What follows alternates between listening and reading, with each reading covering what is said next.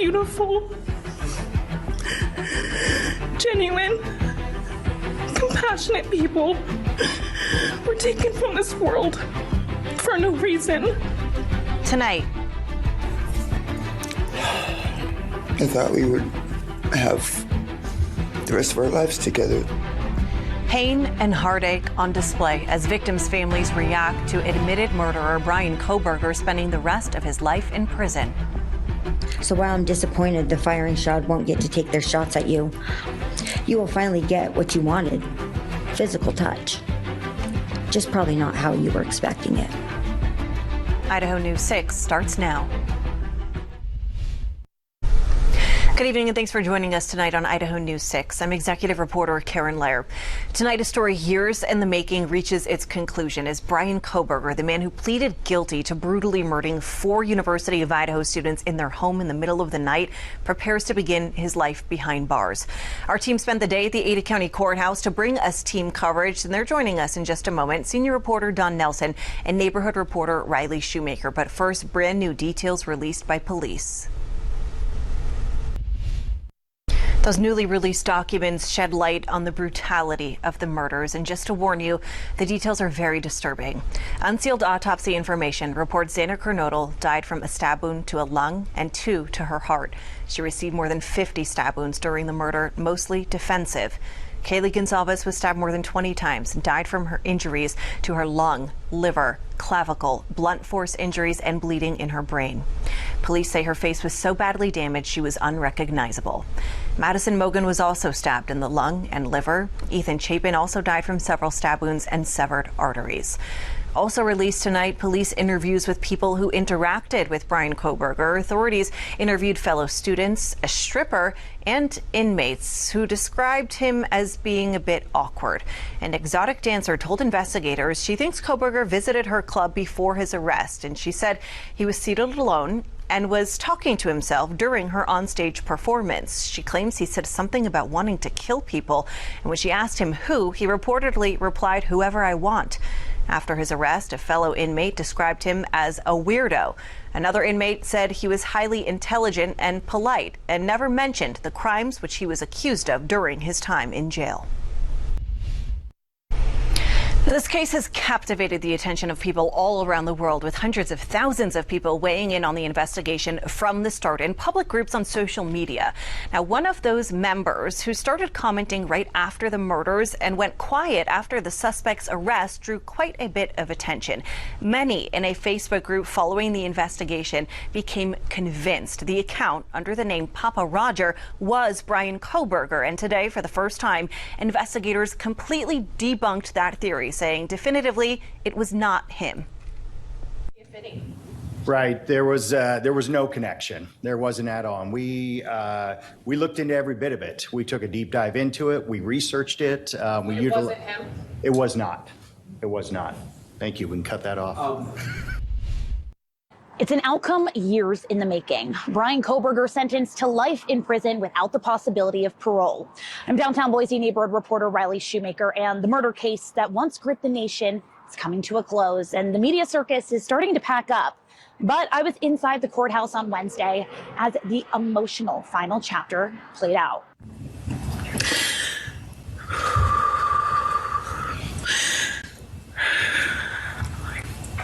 Inside the courtroom, before a word was even spoken, you could hear the pain. What happened that night changed everything. Because of him, 4 beautiful, genuine, compassionate people were taken from this world for no reason.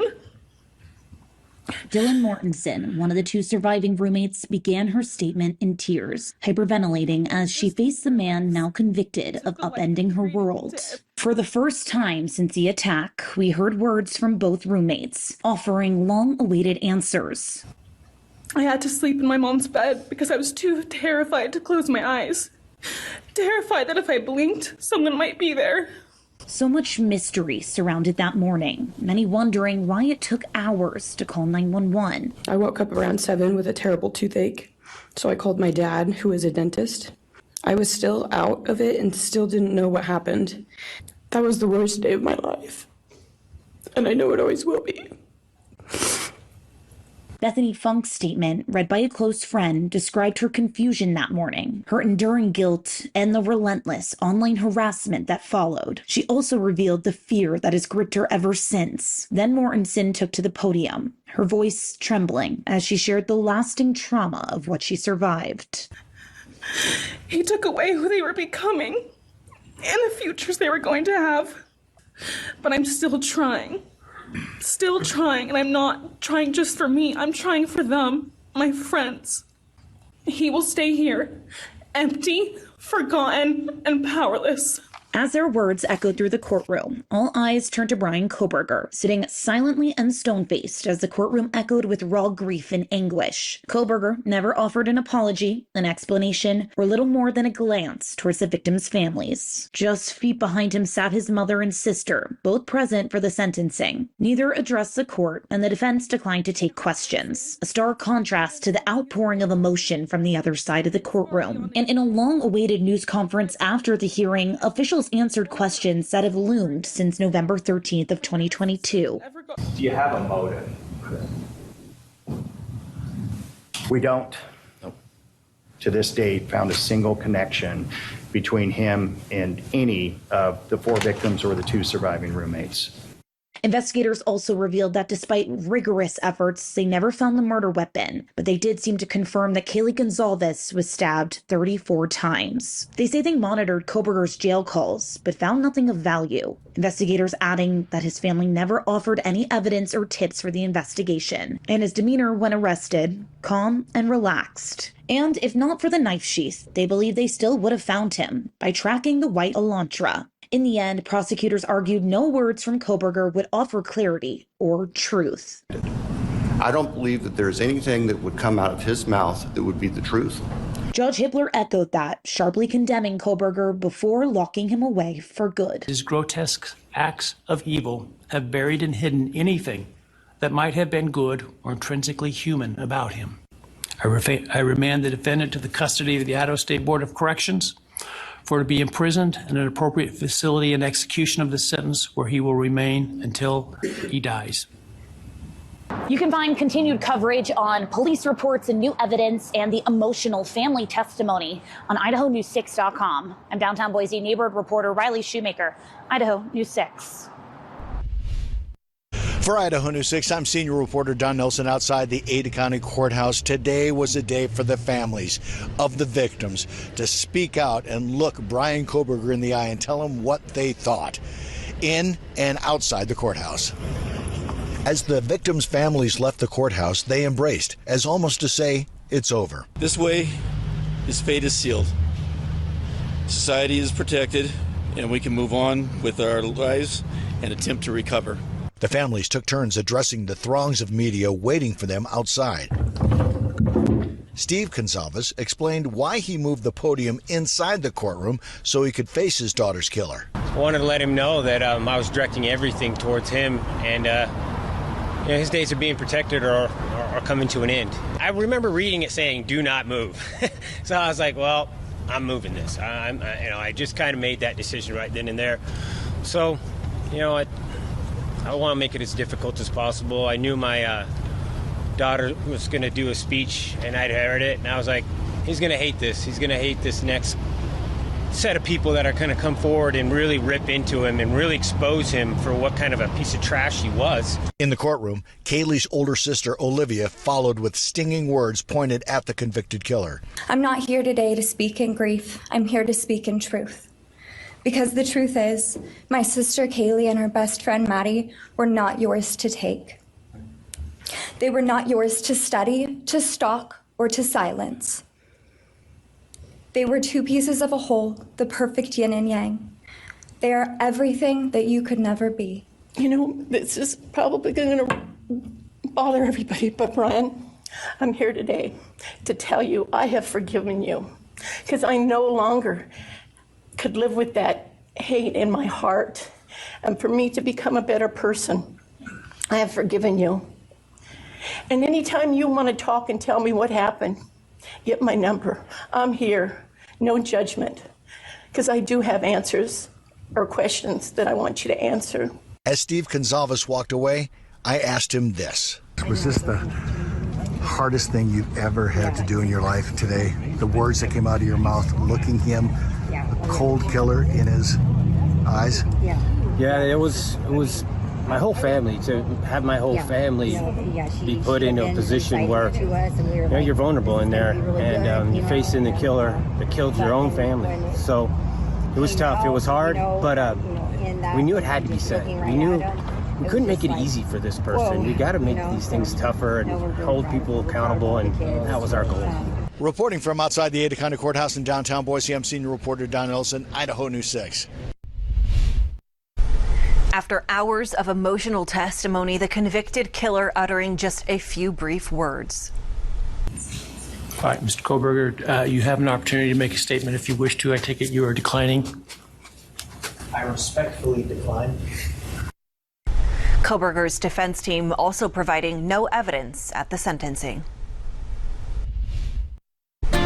Wednesday's sentencing hearing drew massive crowds and media from all over the country. After the break, we look at the role the massive public interest and media played in this case. The role of media and free speech has been at the center of this case from the very beginning. What do people deserve to know and when? The disturbing nature of the crime sparking international attention. And in the 2.5 years since, it's spawned countless blogs, podcasts, news specials, docuseries, and even a book by James Patterson. All this despite a strict gag order intended to preserve Koberger's constitutional right to a fair trial. The victims' families reacting to that media interest and attention in different ways. Some chose to stay silent, telling the court today the constant barrage only prolonged and worsened their grief. Social media made it so much worse, and strangers made up stories to entertain themselves. The media harassed not just me, but also my family. People showed up at our house. They called my phone, my parents' phones, other family members' phones, and we were chased while I was still trying to survive emotionally and grieve the loss of my friends. Now, others, like the family of Kaylee Gonsalves, have been more outspoken, using their platform to keep attention on the case and demand answers in their pursuit of justice. You can use the media as much as they're using you. You can use it to keep people accountable, keep people honest, keep the court system, treating you with a little bit of respect. And I think that's what we did. And the more that you get active, I think the more chance that you're going to get that justice in the end. And it isn't over. Last week, the Gonsalves family telling ABC News they want more answers, but they don't want Koberger to write a book or gain in any way from his crimes. It's a concern echoed by Judge Stephen Hippler in court this morning. I know there has been concern about him collaborating on books or movies or other media projects, and I truly hope that someone does not stoop to affording him this spotlight that he desires in the name of clicks, royalties, or profits. In my view, the time has now come to end Mr. Koberger's 15 minutes of fame. The judge lifting the gag order in the Koberger case last week after it became clear he would not go to trial. And the city of Moscow sharing a new website where anyone can access documents from their homicide investigation for free. As soon as we have that link, you'll be able to find it on our website. And some documents will remain under seal by the court, but we do expect to gain some access to new information in the coming months. And this is a story we've been following for you from the very beginning, and we'll continue to track new developments to bring you the very latest. You can always find our complete coverage online on idahonews6.com, and join us this Friday night at 10 o'clock for a special newscast. I'll be taking you on a deeper dive into the key evidence in the case against Bryan Koberger. Tonight, we close the door on the terrible tragedy in Moscow, and as the families process their grief and Koberger is banished to his cell, we turn our attention away from the killer. Instead, we leave you with this powerful statement from Scott Laramie, the stepfather of Madison Mogen. But evil does not deserve our time and attention. We are done being victims. We are taking back our lives. We will turn our time, talents, and attention to hope, healing, and helping others, and to the future. we invite all those who have suffered with us on this to join us in our journey. We can make this world a better place. We can move on from tragedy. Adversity will visit us, evil will visit us, but we will overcome. We can and will endure. Scott Dorval with your Idaho News 6 forecast. Hello again, everyone. I'm Chief Meteorologist Scott Dorval. Temperatures are heating up a bit more today. We're going above 90. It's 87 degrees the middle part of the afternoon. A light breeze, sunshine. Don't expect any thunderstorms for the Treasure Valley tonight. So if you've got plans outdoors, it's a concert at Outlaw Field tonight. Looks like conditions would be great, or warm in the beginning, if not hot, and then cooling down quickly as it does in the foothills after the sun goes down. Anything you've got planned on the Greenbelt looks nice. Here are the temperatures so far: 91 in Ontario, and again, these temperatures going up a bit. This is how much warmer we are than yesterday, so still the warm-up continues, getting back closer to normal, but not quite there yet. Normal for Boise is 94.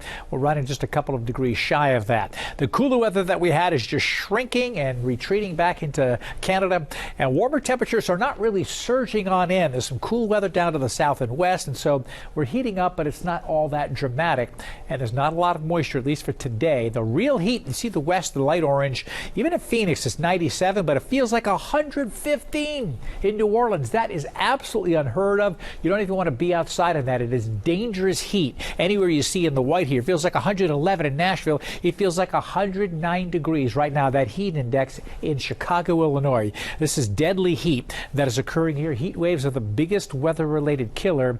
A second would be flooding and flash flooding. And so keep in mind here, all of the heat is back east, and it's usually coupled with humidity. That moisture comes out of the Gulf of Mexico. When you get to the Rockies, it's much drier. In fact, it feels even cooler if you add in what's called the heat index with the low humidity. So heat advisories in orange, extreme heat warnings in the red right here. It is just absolutely brutal back east right now and in the Ohio Valley. I want to jump ahead here to the weekend, because it's going to introduce a little bit of a threat for some thunderstorms. It's not a big threat. You see 10% chance in Boise, a 10% chance of measurable precipitation, I should say, in the Stanley area. It's upwards to 30 to 40% of the mountains northeast of Stanley, and then a little bit to the south. So it's not a big deal. This could change. I'm just concerned with maybe a disturbance causes a couple of storms to form on Saturday, maybe even in the McCall area, but at least partly cloudy skies are likely in the mountains. Temperatures cooling just a little, then heating back up next week with the warmest day coming in likely on Tuesday. In fact, it shows here on my extended forecast for the Treasure Valley. We're up to 95 Thursday and Friday. That's 1 degree above normal again, and then right at normal on Saturday and Sunday. Again, we'll see some partly cloudy skies, more cloud cover towards the evening and at night. On Friday evening, Saturday evening, and again on Sunday, the temperatures really don't change all that much. But we get a little extra boost into the heat, 98, 100, 98 Monday, Tuesday, and Wednesday of next week. I'll keep you updated. Updates coming for your extended forecast on Idaho News 6, which you can always get on the air and online. The Secretary of Health and Human Services, Robert F. Kennedy Jr., is here in Boise, and he's joined by Governor Brad Little to celebrate the Make America Healthy Again campaign in Idaho. But some Idahoans are not happy about it. 6 Allergy Report is brought to you by Boise Valley Asthma and Allergy Clinic. All right, your allergy report is in. The pollen count numbers still in the low category. 18 yesterday, down to 13 today. In other words, pollen is really not an issue for your allergy sufferers there. A little grass, a little quinupod, a little pine, nothing major, and hopefully it stays this way again right through the upcoming weekend. Secretary of Health and Human Services Robert F. Kennedy Jr. is here in Boise, and he's here to celebrate the Make America Healthy Again campaign. I'm your neighborhood reporter Sahana Patel here at the state capitol, where Governor Brad Little hosted the secretary, but the press conference was met with protesters outside. And I don't really think he has any idea what he's doing right now. I mean, he's unqualified in every position that he has taken right now. Protesters gathered outside the Idaho State Capitol Wednesday morning as Secretary of Health and Human Services Robert F. Kennedy Jr. arrived in Boise. Kennedy expressed his enthusiasm about visiting the Gem State. Well, I'm very happy to be here in Idaho, which is our home of medical freedom. While some Idahoans have concerns about the state's healthcare system, the Secretary praised Governor Brad Little's leadership. This state, with any state in the country, stands for not only medical freedom, but a healthy population. A lot of that was because of the leadership of Governor Little. But for some residents like Colin Kermagin, whose mother is battling cancer, the reality is much different. I have a lot of family with medical issues, and the state of our healthcare in our country is abysmal at best. The care is too expensive. You're in debt just to live. Kennedy says the new Make America Healthy Again campaign, ushered in Idaho, will benefit all residents, even those with lower incomes. I think it's 18% of the food stamp program that goes to candies or sodas. And so we're poisoning the poorest Americans, giving them diabetes, and then we're paying for it with Medicaid in the long run. Kermagin argues that this perspective misses the mark for many Idahoans. People who require insulin need it. They don't get an option. They didn't make that choice. They need it. The press conference ended with Governor Little signing a proclamation with several initiatives, many aimed at children's health, including limiting cell phone use in Idaho schools. Reflects a commitment toward our children's academic excellence and character development. The proclamation also highlighted the state's commitment to environmental health initiatives. Clean, reliable water infrastructure, ensuring long-term public health and resource stewardship for generations to come. Also at the press conference, Governor Brad Little proclaimed August 2025 as Keep Idaho Healthy Month. At the state capitol, I'm your neighborhood reporter, Sahana Patel, for Idaho News 6. Outside from the Treasure Valley Chevy Dealers Tower Cam. Final check of that forecast. Again, the extended forecast shows our temperatures finally going back to normal, or actually 1 degree above normal on Thursday and Friday, with temperatures hitting 95. Might dip just a little, but still hot over the weekend. A little cloud cover Friday, Saturday, Sunday. In the evening, some mountain thunderstorms. Keep an eye out for that. And then getting close to 100 degrees by Tuesday. We may peak with the heat, and then it might even dip back down to the lower 90s again by the end of next week.